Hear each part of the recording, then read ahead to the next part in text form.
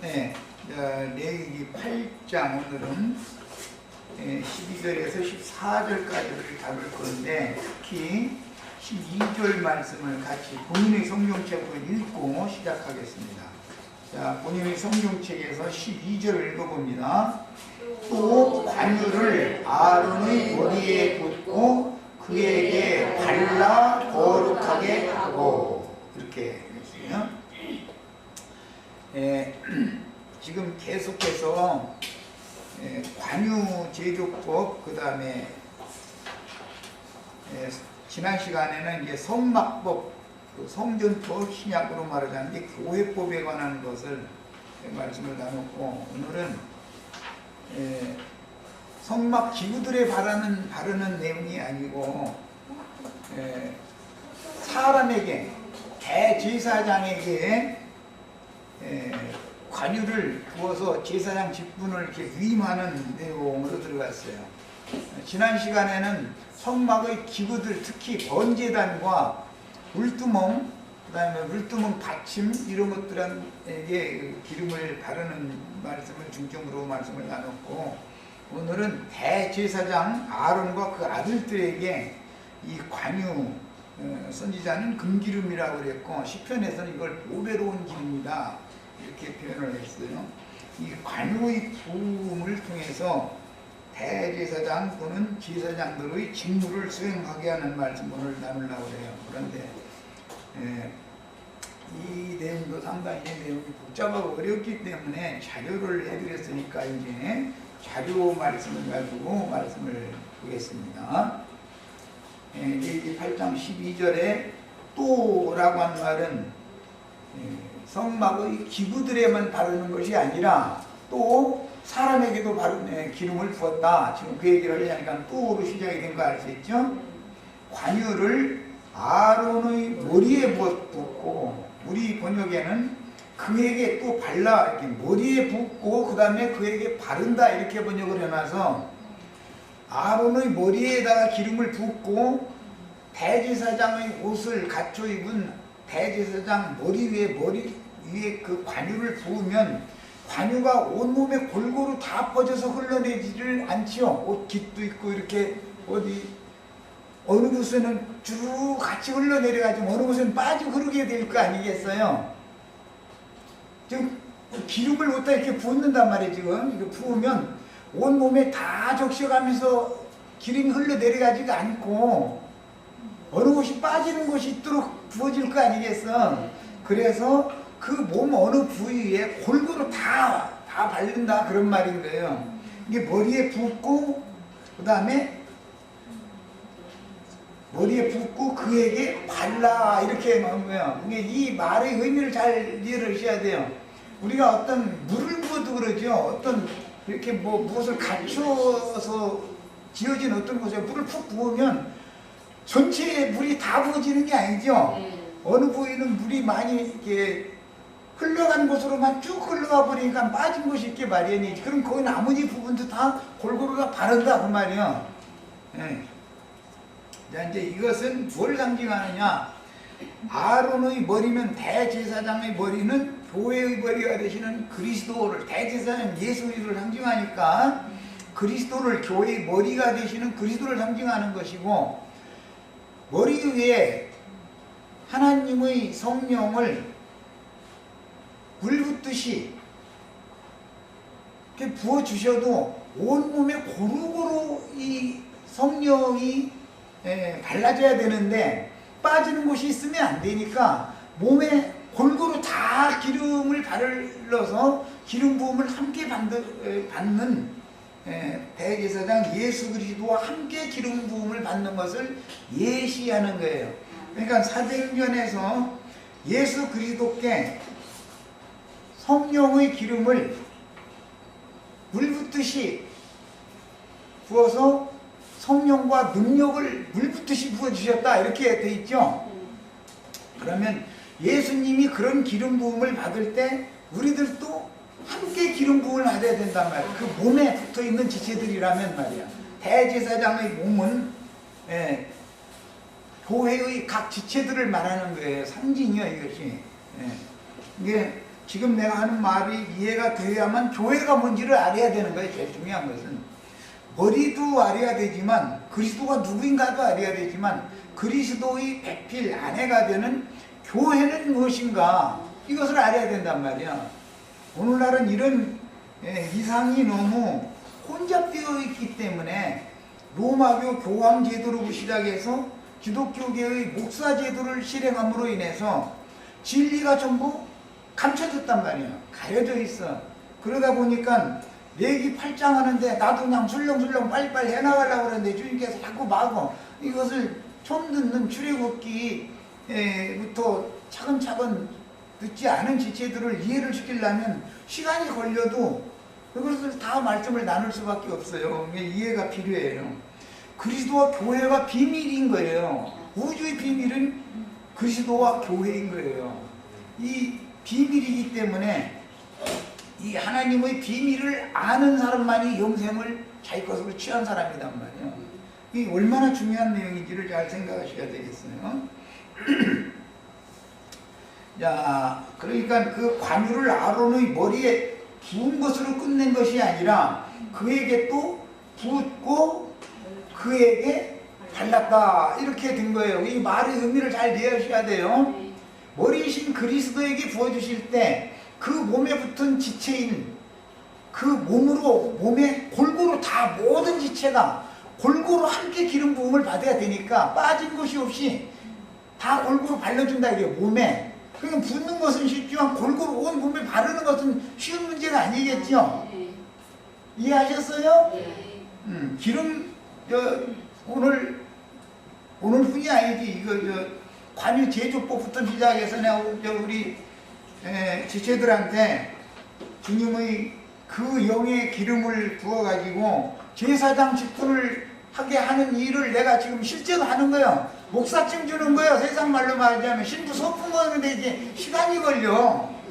목사 세우는데 하루아침에 뚝딱 해서 뭐 목사들 몇 명이 모여서 이렇게 안수하고 이런 문제가 아니단 말이에요. 이게 제사장을 위임하는 게 그렇게 간단한 문제가 아니야. 이런 진리를 모르다 보니까 그런 엉뚱한 짓을 하는 거잖아. 자, 금기름을 시편에서는 보배로운 기름이다 그랬고 스가랴 14장 2절에서는 금기름이라고 그랬죠. 율법에서는 이것을 관유라고 그래요. 이게 관유라고 하는 율법 내용은 선지자들은 뭐라고 불렀다고요? 금기름이라고 불렀어요. 왜 그래요? 성소 안에 금동대에 부어야 되니까 성소 안에서 사용하는 모든 것은 금으로만 만드는 거잖아요. 성소의 그 성소 바깥 마당에 기물들은 모두 뭘로 만들어요? 놋으로 만들어요. 놋은 심판을 상징하는 거예요. 금은 하나님의 신성을 상징하는 거예요. 그래서 기름도 금기름을 부어야 되는 거예요. 성소 안에 가지고 들어가서 금동대에 부어야 되니까 당연히 금기름을 부어야죠. 선지자들은 계시를 그렇게 받았다 이거예요. 관유를 금기름이라고 계시를 받았다. 그런데 시편 기자는 보배로운 기름을 부었다 이렇게 이제 시편에 나오는데 선지자들이나 시편 기자나 또는 신약의 선지자들인 사도들이 증인들이 증거한 내용들을 전체를 알아야 된단 말이야. 그냥 관유라는 용어만 알아가지고는 그러니까 안 되는 거죠. 관유라는 말이 있다는 것도 모르는 것이 참 우리 지체들 예배당 다닐 때 관유 만들어서 어떻게 붓고 그런 얘기 들어본 적이나 있어요? 그런 거 가르치지도 않아. 그리고 목사님한테 성경 읽다 질문 사항이 있어서 질문하면은 엉뚱한 소리 하다가 그런데 그게 아닌 것 같은데요? 그러다 감히 기름 부음 받은 주의 종한테 평신도가 따지느냐고 이래버리고 윽박질르고 그 관유라는 것이 뭔지도 모르니까 그 짓을 한 거예요. 관유를 부어서 제사장으로 삼는다. 관유를 부어서 성막의 모든 기구들이나 제사하는 데 사용하는 모든 금그릇, 은그릇, 모든 그릇들에다가 기름을 부어서 거룩하게 구별하는 이런 내용이 무엇을 말하는지 자체를 모르고 있었다고요. 모른단 말이에요. 그런 사람들한테 가르침을 받으니까 오늘날은 타락한 마귀교회가 돼버리는 거 아니에요, 세상교회가. 자, 금기름 보배로운 기름인 관유를 붓고 바른다는 것은 대지사장의 온 몸에 빠진 것이 없이 관유가 흐르게 한다라는 뜻이에요. 이해하셨죠? 이제 머리에 붓고 그에게 발라 거룩하게 했다라고 한 말이 그냥 붓기만 한 게 아니죠. 왜 또 별도로 머리에 부었는데 또 발라야 되는가, 그에게. 무슨 말인지 이해하셨죠? 기름을 이렇게 머리에다 부으면 기름이 일단 흘러간 곳으로만 쭉 흘러가 버리고 온몸에 골고루 다 묻혀지지 않으니까 골고루 다 바른다 이 말이에요. 바르는 것이 더 어려워, 붓는 것보다. 사실은 기름 발라주려고 그러면은 이게 옷 버리려고 그러냐고, 기름 이거 옷 이거 빠르지지도 않는데 어떻게 하려고 그러냐고. 그러나 하나님은 빠는 방법이 있어. 말씀으로는 다 기름침으로 입어야 돼, 우리 형제 자매님들도. 대제사장의 옷은 이처럼 기름 발라진 옷이다 라는 걸 알 수가 있어요.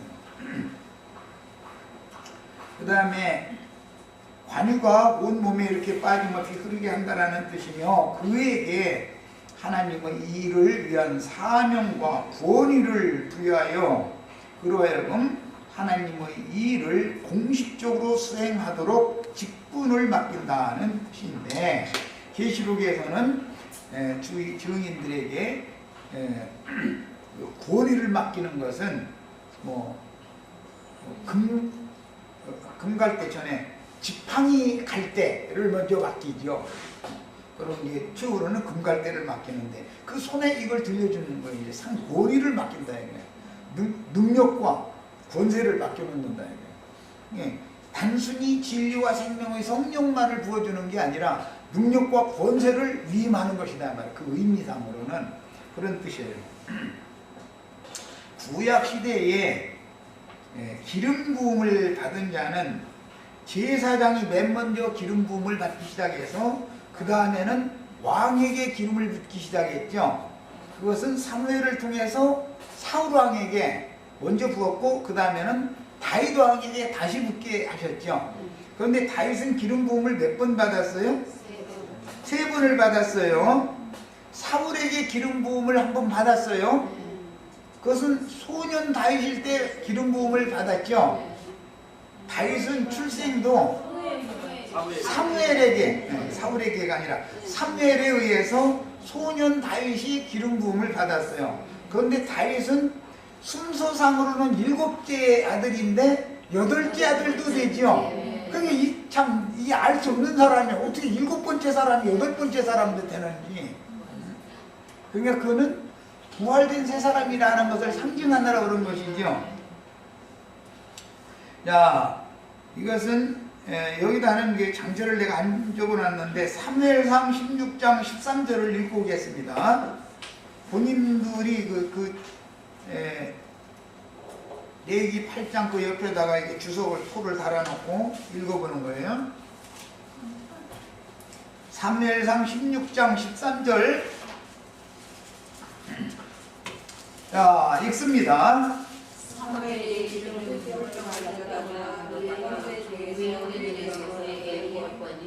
이날 이후로 다윗이 여호와의 영에게 크게 감동되니라. 사무엘이 떠나서 라마로 가니라. 이새의 아들 다윗에게 사무엘이 와서 기름 뿔병을 가져다가, 이 뿔병이라고 하는 것은 양각이다. 왜 양각? 그러니까 양뿔에다가 기름을 차고 가지고 와서 그걸로 부었다는 거예요. 다윗에게, 사람에게 부을 때 원래는 관유를 제사장에게 붓게 돼 있었죠. 그런데 이게 양각불에다가 하나님의 선지자가 양각불에다가 기름을 채워 가지고 와서 왕을 위임할 때 기름을 부었어요. 자, 이제 이 말씀이 실현이 되기 위해서는 두 단계로 이 말씀이 이루어지게 되는데 사무엘하 2장 4절을 한번 읽어보겠습니다. 이제 2장 4절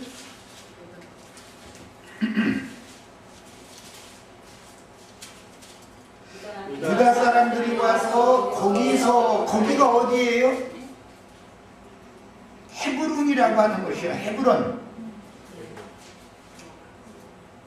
지금 거기서라는 것은 헤브론이라고 하는 곳이에요. 아까 사무엘이 기름을 발랐던 것은 다윗의 고향 베들레헴에서 기름을 부었던 것이죠. 다윗의 아버지 이새의 고향이 베들레헴이잖아. 유다 땅 베들레헴. 이게 사무엘은 양풀에다가 기름을 채워가지고 어디로 갔어요? 라마에서. 사무엘이 신받은 곳은 라마인데 라마에서 어디로 갔어요? 베들레헴으로 가서 베들레헴에서 이새의 7번째 아들이며 8번째 아들인 다윗에게 기름을 부었어요. 왕으로 위임을 했어요. 그렇다고 해서 바로 왕이 된 건 아니죠. 성령의 감동은 했지만 그렇다고 해서 왕의 실권을 가진 건 아니잖아요. 야, 그 기름 부음을 받으면 지금부터 좋은 일이 벌어져요. 연단이 와요? 이제 기름 부음을 받으면 사울한테 덜 고생하지요. 언제까지 완전히 이 왕으로서의 권위가 실권이 주어질 때까지는 이제 연단 과정에 들어가는 거예요. 이게 기름 부음을 3번 받는 이유를 지금 내가 설명하느라고 그래요. 처음에 기름 부음을 받으면 연단 과정에 들어가는 거예요. 그런데 중간 과정을 거쳐서 완전한 이스라엘 왕이 되려면 앞으로도 기름 부음을 2번 더 받아야 된단 말이야. 그런데 중간 과정의 앞에 부분에서는 헤브론에서 사울이 죽었기 때문에 이제 사울 왕이 죽었죠. 사무엘상 끝에서 죽었기 때문에 이거는 유다 사람들에 의해서 기름 부음을 받는 거예요. 사무엘도 이미 죽었으니까 이제는 백성들에 의해서 기름 부음을 받았어요. 다윗이. 자, 이번에는 사무엘하 11장 3절을 보겠습니다. 그때 기름 부음을 헤브론에서 받았을지라도 아직 완전히 온 이스라엘을 다스리는 왕이 아니라 유대 왕이죠. 유대인의 왕이죠. 유대인의 왕만 되면은 혈통적인 이스라엘의 왕뿐이다 그 말이에요. 온 이스라엘의 왕이 되려면 이방인들, 구원받은 이방인들의 왕도 돼야죠.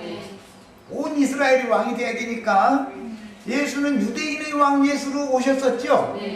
그러나 지금은 온 이스라엘의 왕이시죠. 로마서 11장이 마무리에 보면 이방인일 때에는 이방의 충만한 수를 채우고 그 다음에 다시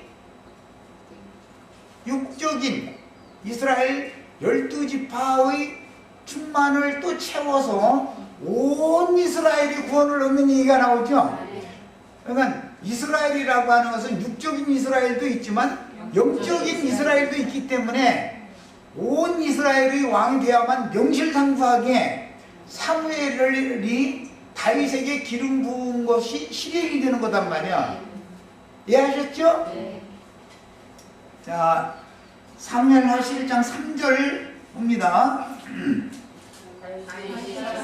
다윗이 사람을 보내 그 여인을 알아보게 하였더니 그가 아뢰되 그는 엘리야의 딸이요 햇사람 우리아의 아내 바세바가 아니니까.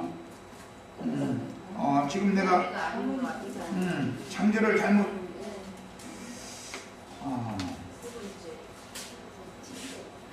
사무엘 상하 11장을 한번 보겠습니다. 내가 사무엘 상을 하라고 했을 수도 있으니까 이 장절을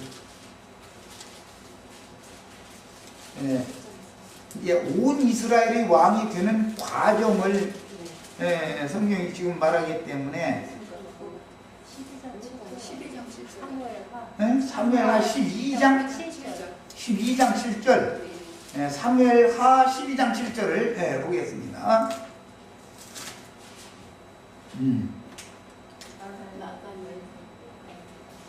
이 전에 이야기해야 되는데, 나단이 다윗에게 거쳤습니다. 다윗에게 이르되 당신이 그 사람이라 이스라엘 하나님 여호와께서 이와 같이 이르시기를 내가 너를 이스라엘 왕으로 기름 붓기 위하여 너를 사울의 손에서 구원하고 그랬는데, 이 전에 사무엘의 그 사무엘에게 기름 부음을 받은 것이 실현된 내용이 말씀이 나오는데, 이스라엘의 장로들에 의해서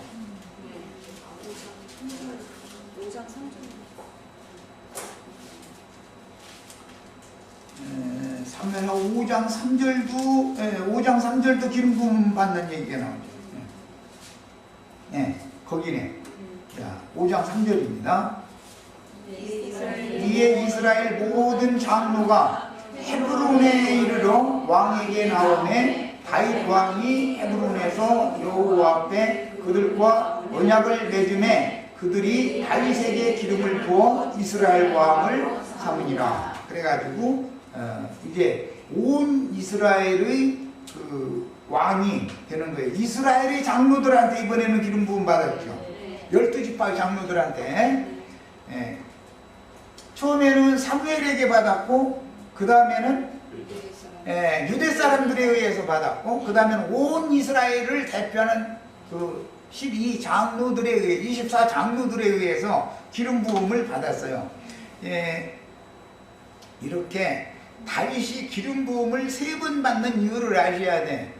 첫 번째는 삼례를 통해서 베들레헴에서 기름 부음을 받았는데, 그것은 앞으로 이루어질 것에 대한 예표일 뿐이단 말이에요. 그 다음에 다윗이 연단 과정을 거쳐서 유대 왕이 됐어요. 유대인의 왕이 됐어요. 그때 당시는 사울은 북쪽의 왕이었었고, 다윗은 남쪽의 왕이었었기 때문에 사무엘 가계가 아직 그때 당시 득세를 하던 사람들이 다윗이 왕 되는 것을 좋아하지 않았었단 말이에요.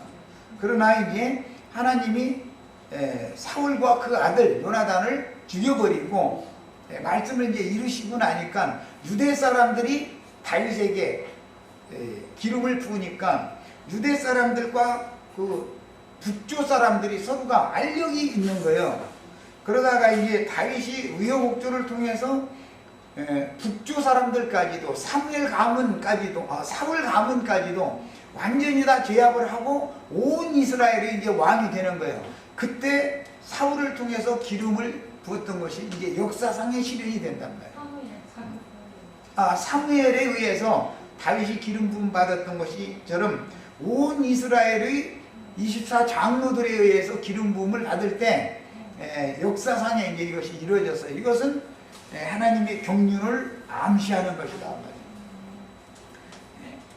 왜 그러는가? 기름 부음을 왜 이렇게 자꾸 따로따로 받아야 되는가? 그것은 유대인의 왕만이 아니라 온 이스라엘의 왕이 되셔야 되기 때문에 당연히 이렇게 기름 부음을 역사상에 3번에 걸쳐서 기름 부음을 받았던 거예요. 자, 이번에는 자료 말씀의 시편 133편 1절로 3절 거기를 읽어보겠습니다.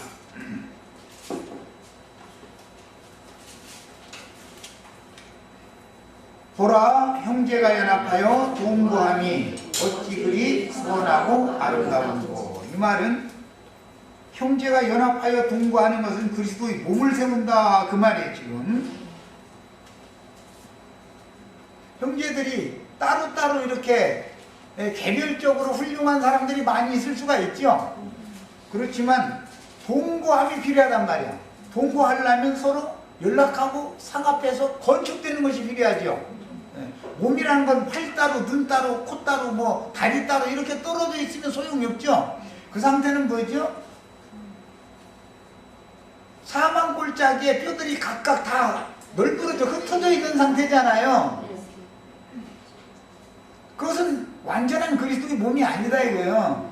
그들에게 선지자의 입을 통해서 하나님의 말씀을 대언을 하면 생기가 그 각각 널브러져 있는 모든 뼈들 속에 들어가면 다 제자리를 찾아 들어가서 맞춰져야만 그리스도의 몸이 되는 것이단 말이에요. 그리스도 하나님의 군대가 되는 것이단 말이야. 자, 그래서 형제가 연합하여 동거한다라는 것이 이렇게 중요한 거예요.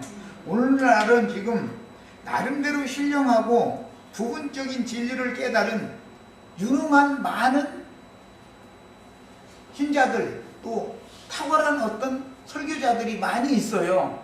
그런데 그들은 그리스도의 몸에 대한 이상이 없어. 그들은 늘 예수 그리스도가 누구인가에 대해서는 관심을 집중해. 머리에 대해서는 관심을 집중하면서 그 몸을 몰라. 머리에 기름 붓는 것만 알고 몸에 다 골고루 발라야 되는 얘기는 하면 이해가 안 되는 거예요. 왜 그러는지.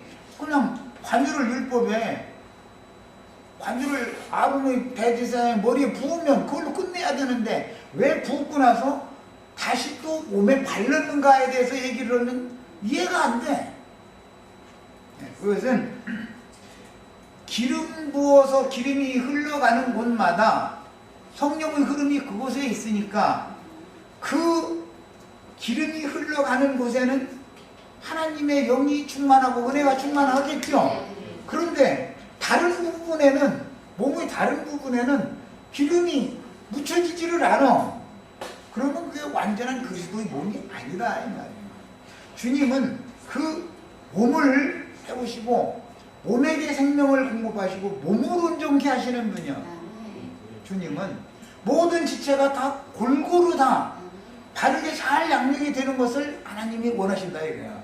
이런 데 대해서는 이해가 너무 없어. 그러다 보니까는 자기 독선적인 사역을 하다 보니까 자기가 영광을 받는 거예요. 신자들을 불러 모으면 그건 하나님이 오실 때는 멸망골짜기, 심판골짜기, 사망골짜기, 죽음의 골짜기라고 하는 곳에 널브러진 뼈들로 밖에 보이지 않는다 이거예요. 그것이 다 머리이신 그리스도, 해골의 모든 뼈들이 정확하게 위치에 딱딱 맞춰서 제자리에 딱 가서 들어 맞춰져야만 그리스도의 몸이 세워지는 것이란 말이에요. 이것이 부활된 그리스도의 몸인 거예요. 예수의 몸은 독생자로 오셨던 인자 예수의 몸이 성전이지만 그 성전은 첫 성전이기 때문에 반드시 무너져야 된다고요. 반드시. 그리고 부활로 말미암아 더 크고 온전한 참성전, 하늘의 신령한 참성전이 반드시 세워져야 되는 거예요. 그리스도의 몸은 예수님의 몸과 그리스도의 몸이라는 용어가 다르다고 말이에요. 그리스도의 몸은 반드시 부활되어져야만 되는 거예요. 예수의 몸은 무너져야 되는 것이고 그리스도의 몸으로 새로 세워져야 되는 거예요. 이 이치를 정확하게 아셔야 되겠어요. 그러면 당신들만 그리스도의 몸이냐? 여기에서 이 나팔을 불면 함께 와서 군소리 말고 함께 동역해서 함께 건축되면 되는 거예요. 분만할 필요 없어. 혼자 떨어져 가지고 내가 이렇게 설교 메시지가 이렇게 내 속에는 수만 편이 들어있고 다 소없는 소리요. 혼자 잘난 척 하면 되는 게 아니야. 모든 교회는 연락하고 상합해야 되며 교회의 인도자들이 먼저 연락하고 상합해야 된다 이 말이야. 그래야만 그리스도의 몸이 세워지는 거예요. 그래서 우리는 한 몸을 세우는 사람들이지 일곱 몸을 세우는, 아니 머리가 일곱이고 몸뚱아리가는 하나인 이런 그 일곱 산에 앉은 음녀 짐승의 몸을 세우는 사람들이 아니다. 분열된 교회를 세우는 게 아니야. 우리는 한 그리스도의 한 교회, 한 머리에 한 몸인 교회를 세우는 거예요. 그럴 때만 정상적인 부부 관계인 것이지, 머리에 몸이 일곱이다라는 것은 그 머리가 사방에 다니면서 지금 간음을 행하고 다닌다라는 뜻이겠죠. 그런 교회를 세우는 게 아니다 이거예요. 우리는 이것은 이상이 필요한 거예요. 자, 그 다음에 머리에 있는 보배로운 기름이 수염, 곧 아론의 수염에 흐른다. 이 아론의 수염은 이제 구약시대의 수염이라고 하는 것은 장로들의 그 권위, 하나님의 사람들의 권위를 상징하는 거예요. 이제 이 셈족들은, 그 아람 족속들도 다 보면, 대부분 보면, 이게 수염 기르는 것을 아주 좋아해. 그런데 나는 이제 그 수염 이렇게 기르면, 저거 밥 먹다 저 밥을 묻을까 무섭네? 그 생각이 들더만. 나는 수염을 매일 깎는데 며칠만 안 깎으면 그냥 더부룩 해가지고, 그냥 한참 놔두면 그냥 기를 거 아니에요, 이거. 그런데 그것은 권위를 상징하는 것이다. 수염은 여자가 수염 나이 안 나요? 왜 여자에게 수염 안 나게 했을 것 같아요? 머리에게 권위를 하나님이 주신 것이지 몸에게 권위를 주신 게 아니에요. 그게 표상인 거예요. 생긴 아무리 노력해도 여자는 수염은 안 나. 근데 남자는 노력해도 아무리 이 수염 안 나게 하려고 노력해도 귀찮아도 날마다 깎게끔 수염이 귀찮아도 계속 나. 할 수 없어요. 하나님이 창조야. 이것은 머리, 남자에게 준 권위를 상징하는 것이다 이거예요. 이제 그 셈족들은 수염을 굉장히 중요하게 여겼었어요. 그래가지고 이제 망신을 주려면 수염을 이렇게 뽑는, 그 수염 뽑는 얘기 나오죠. 이제 그 삼일기에 보면은. 자, 아론의 수염에 흘려서 그의 옷깃까지 내린 같도다. 옷깃이라고 하는 것은 대제사장이 갖춰 입은 옷의 팔끝, 다리끝까지 다 흘러내린다. 지금 그 말이에요. 그냥 온몸에 흘러내리는 것이죠. 지금 그 얘기예요. 그 다음에 헐몬의 이슬이 시온의 산들에 내린 같도다. 이 헐몬산 이야기는 신명기 4장 48절에 보면 시온산 곧 헐몬산이죠. 이것은 하늘의 시온산을 상징하는 거예요. 예루살렘이 세워진 곳이 실제로는 여부스 족속이 미리 차지하고 있던 거기가 시온산이라고 그러지만 그것은 헐몬산과는 다른 지금 있는 예루살렘 터가 된 것이지 거기는 하늘의 시온산이 아니죠. 이런 것도 알아야 돼. 예루살렘은 위에 있는 예루살렘도 있고 아래에 있는 예루살렘도 있어. 하늘의 시온산 위에는 위에 있는 예루살렘 신부성을 세우는 것이고 지금 있는 예루살렘이라고 하는 것은 땅의 시온산이다. 이건 예루살렘부터 7산 위에 세우는 거예요. 상징이요. 세속교육의 음녀의 그 7산이라고 하는 것은 심판이 임할 시온산 위에 음력교회가 세워지는 것이다 그래요. 하늘의 시온산에 신부성을 세우는 교회를 우리는 지금 추구하는 거예요. 이 헐몬의 이슬에 대한 이상이 밝아져야 돼. 제일 중요한 것은 그거예요. 사실은 여부스 족속이 차지하고 있던 가나안 족속이 차지하고 있던 시온산이 아니고 흰눈으로 사시사철 덮여 있어 가지고 눈이 녹아서 흘러내리는 맑은 물이 흘러내리는 그 헐문산의 시온산 위에 하나님의 그 신부 성이 세워지는 것이 성경의 계시다 이 말이야. 신명기 4장 48절 보면 시온산 곧 헐문산 헤르몬산이라고 되어 있어요. 그 다음에 이슬 이야기는 이제 하나님의 종의 입으로 나오는 은혜로운 말씀을 이렇게 상징하는 말인데 신명기 32장 1절 2절 보면 모세가 그랬죠. 내 입으로 나오는 말은 하늘에서 내리는 이슬과 같다 이렇게 표현했잖아요. 이슬이라는 말은 하나님의 기름 부음을 받고 하나님이 쓰시는 하나님의 종 예수 그리스도 입으로 나오는 은혜로운 말씀을 상징하는 거예요. 헐몬의 이슬이라고 했어요. 이 이슬이 시온의 산들에 내린 같도다. 그래서 이 시편의 내용을 알려면 성경 전권을 알아야 돼. 그래서 히브리서 12장 22절로 24절에 보면 너희가 이른 곳은 아래에 있는 예루살렘이 아니고 하늘의 시온산과 위에 있는 예루살렘에 너희가 이르렀다. 그곳에 세운 교회가 하늘에 기록한 장자들의 교회다 이렇게 설명이 되어 있죠. 야, 그러니까 우리는 장자들의 교회를 세운 이상을 실현한다고요. 이 생에서 지금 그걸 추구하는 거예요. 세상 교회 뭐 사람 많이 불러 모아가지고 무슨 뭐 장로교단이냐 침례교단이냐 이렇게 해서 뭐 일곱 교파로 나눠지는 이런 음녀의 일곱 산을 세우는 게 아니고 헐문산, 시온산 교회를 세운단 말이에요. 우리는 지금 이것을 지금 추구하는 거예요. 자, 거기서는 어디요? 시온산이죠. 헐문산이죠. 헐문의 이슬이 시온의 산들에 내린다 그랬으니까 거기서 여호와께 복을 명하신다 그랬는데 거기가 어디냔 말이에요. 하늘의 시온산 위에 세운 신부성이잖아요. 장자들 교회란 말이에요. 그곳에서 여호와께서 복을 명하셨나니 곧 영생이로다. 여기에서 영생의 복을 받는 거예요. 이것은 계시가 필요해. 이것은 사람의 말로는 설명이 가능한 얘기가 아니에요. 기독교 계에서 수십 년을 기독교 계 생활을 해도 이 말을 해낼 수가 없어. 이게 뭔 말인지를 성경 전권을 다 알아야 되는 얘기이기 때문에 하늘의 시온산에 올라간 사람들이 계시록 14장 1절로 5절 사이에 보면 순결한 정결한 처녀들인 14만 4천이 있죠. 어린 양이 그곳에 계시죠. 거기에서 복을 주시는 것이죠. 영생의 복을. 그 얘기예요.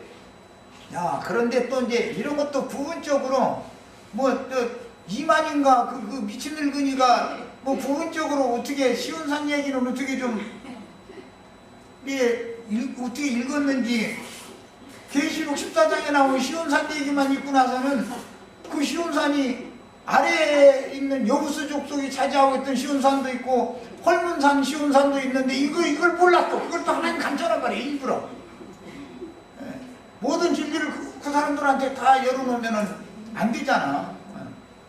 교회한테 모이면 14만 4천이래 또. 여호와 증인은 교회한테 와야 14만 4천.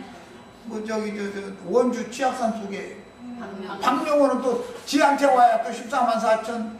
다 그냥 다 14만 4천 저한테 와야 된대. 우리는 예수님이 전도를 시작해서 2000년 동안 지금까지 14만 4천을 많은 믿는 이들 중에서 빼내신 이기는 자들을 14만 4천의 수를 지금 채우고 있는 중이고 우리가 이걸 마무리하고 있는 중이다 이렇게 우리는 믿는단 말이에요. 이 14만 4천 채우는데 2000년이나 걸렸는데 오늘날 어떤 자들은 지가 와서 떠드는 소리 그거 듣고 거기에 14만 4천 명이 모이면 다 된다는 거야. 아니 그거 완전히 그들이 생각할 때는 너무 바른 말이지만 진리를 아는 사람들이 생각하면 이게 간 사람들 아니야. 베드로, 바울, 요한 이런 분들이 다 14만 4천의 선도주자들이었죠. 차근차근 채워가지고 오늘 우리들에게까지도 이런 이상과 계시 주님의 교회 내가 이 반석에 내 교회를 세운다 할 때 주님의 몸된 교회 그리스도의 몸을 세우는 사명을 우리는 지금 수행하고 있다 이거예요. 그러니까 많은 사람들이 복 받고 싶으면 영생의 복을 받고 싶으면 어디로 와야 되는지는 당연히 이제 결론이 딱 나는 거예요. 성령과 신부가 오라 하는 그곳으로 가야 되는 거예요. 그곳에 가야 영생의 복을 받으니까. 그냥 결국은 너한테 가야 된다는 뜻이 그만 또 이제 이럴 거 아니야. 같이 동역이 필요하다 이거예요. 같은 이상은 한 영과 한 마음을 가지고 있어야 돼. 영이 같아야 되는 거예요. 진리 말씀의 흐름이 같은 흐름이야지. 아무리 유능한 사람이라 할지라도 성경의 진리의와 생명의 성령의 흐름과 일치되지 않으면 소용없는 것이다 이거예요. 흐름이 필요하다 이 흐름이. 똑같은 흐름에 따라가야 되는 거예요. 생수의 강이 흘러서 가는데 지리로 막 뻗어나가. 지리로 본류를 따라서 끝까지 가야지. 지리로 빠져버리면 엉뚱한 데로 가잖아. 엉뚱한 데로. 자, 대제사장 아론의 머리는 교회의 머리이신 그리스도를 상징하며 교회는 항상 흰 눈이 덮인 헐문산 곧 하늘의 시온산에 올라간 성도들로 건축된 그리스도의 배필이며, 그리스도의 몸과 짐승의 몸을 알아야 돼. 이 교회로 모여서 거룩한 상에 앉아서 주님이 주시는 떡과 잔을 먹고 마시는 모임을 가지려면 몸을 분별하고 먹고 마셔야 되는 것이지, 몸을 분별하지 못하고 먹고 마시면 자기 죄를 먹고 마시는 것이 된다 그랬어. 이게 무슨 말인지를 아셔야 돼. 그런데 이제 그 말씀도 어떻게 그냥 성만찬식을 할 때 어제 내가 아내와 사랑을 했어 어젯밤에. 그냥 먼저 오늘 이거 먹으면 안 돼, 부정타. 이런 식으로 가르친다 이거요. 그게 지금 그 말이란 말이요. 몸을 분별하라라는 말은 그리스도의 몸과 짐승의 몸이 있기 때문에 내가 지금 그리스도의 몸, 장자들의 교회를 세우는 중에 있는 사람인지 아니면 짐승들의 몸을 세우는 음녀의 7산 모임을 세우는 사람인지를 분별해 가면서 말씀을 받아먹는 모임을 진행해라 그 말이란 말이에요. 이런 분별력이 너무 없는 거예요. 기본적으로 믿는 신자들이 분별이나 마나 이게 무슨 뜻인지도 모르는데 뭐 이런 걸 가르치면 받지를 않으니까 가르치는 사람이 뭐 알아야지. 헐문산이 쉬운 산, 참 하늘이 쉬운 산이다 이런 말도 몰라. 그렇게 유명한 사람들이 지금 있는 예루살렘과 위에 있는 예루살렘, 땅의 쉬운 산과 하늘의 쉬운 산 이런 얘기를 구분을 못해. 그리스도의 몸, 짐승의 몸 이런 것이 명확하게 성경에는 이게 구분이 되어 있는데 몰라. 이런 걸 관심을 안 갖고 그냥 저한테 많은 사람들이 막 모여서 으쌰으쌰하고 막 큰 집 지어가지고 막 유명한 자기 이름 내는 이런 것만 자꾸 추구한다 이거예요. 그것이 뭐예요? 하나님 모실 때는 그게 영적 살인 행위요? 영적인 가늠 행위지 않냐 이 말이에요. 그게. 대제사장 아론의 머리는 이처럼 교회의 머리신 그리스도를 상징하며 교회는 항상 신눈이 덮인 헐문산 곧 하늘의 쉬운 산에 올라간 성도들로 건축된 그리스도의 배필이며 보배로운 기름. 오늘 시편에서는 보배로운 기름이라고 했죠. 보배로운 기름이 아론의 머리에 보배로운 기름을 붓는다 그랬어요. 율법에서는 관유를 아론의 머리에 부었죠. 네. 그리고 선지자들은 금기름을 가져와서 금등대에 기름을 부어서 불이 꺼지지 않게 해야 되기 때문에 이거는 이제 마태복음 25장에서 열 처녀들의 등에 불이 꺼지지 않게 하려면 금기름을 부어줘야 되는 것이란 말이야. 그럼 금기름 장사하는 금기름 파는 곳에 가서 사야 될 거 아니야. 사라보니까 무슨 돈 내고 사라는 말이 아니라 그곳에 가면 값없이 기름을 부어주게 돼 있어.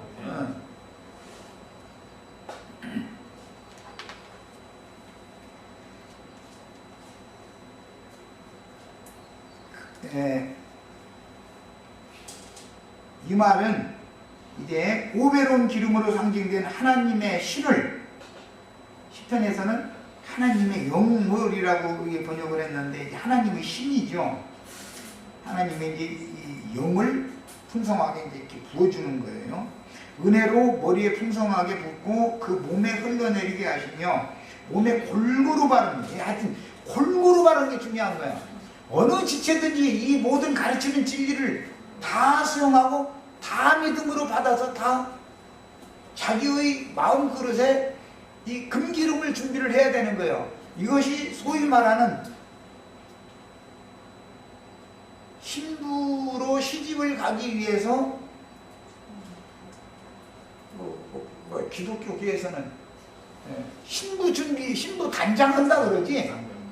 신부 단장하는 교회 생활이다 이것이. 은혜로 머리에 풍성하게 붓고 그 몸에 흘러내리게 하시며 몸에 골고루 바르심으로 그리스도의 몸인 장자들의 교회에게 영생의 복을 주시는 것이 성경에 감춰진 이게 이제 암시입니다. 이건 율법을 알아야 돼요. 그러니까 레위기 8장 12절에 관유를 아론의 머리에 붓고 성막 기구들에만 부은 게 아니고 머리에 붓고 그에게 또 발랐다는 말이 이게 감춰진 비밀이다 이거예요. 그냥 머리에 붓고 만 게 아니야. 그 몸에 골고루 모든 지체들이 아론의 뭐 손, 발, 눈, 코, 입기, 뭐 다리까지 그냥 머리에서 발끝까지 전체가 골고루 다 발라지도록 빠진 곳이 없이 이렇게 바르는 것이다 이게요. 붓는 것만 하는 게 아니고. 자, 금기름, 관유, 보배로운 기름을 대제사장 아론의 머리에 부어 그 기름이 머리와 수염을 타고 제사장의 겉옷 단 끝까지 흘러내리도록 붓고 온몸에 골고루 바르심으로 하늘의 시온산에 올라간 장자들의 교회에는 헐문산, 시온산에 오른 순결한 성도들의 모임에는 하늘의 이슬이 내린같이 은혜의 옷자락에 덮임을 받게 하시고 거긴 장자들의 교회를 말하는 거예요. 그 영과 신부가 오라 하시는 곳이에요. 실제로는 거기에서 영생의 복을 명하시는 것입니다. 자, 2시간 시간이 되면 여기까지 하겠습니다.